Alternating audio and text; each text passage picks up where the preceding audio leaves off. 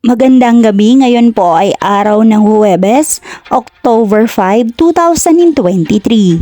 At narito na po ang resulta ng ating 9pm PCSO Lotto results today.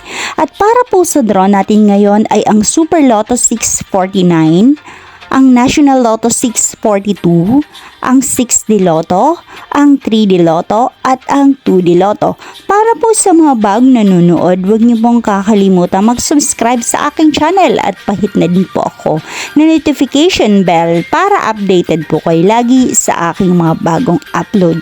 At para naman po sa update ng ating Lotto winners, ipinopost ko po siya under our comment section. Maraming salamat po.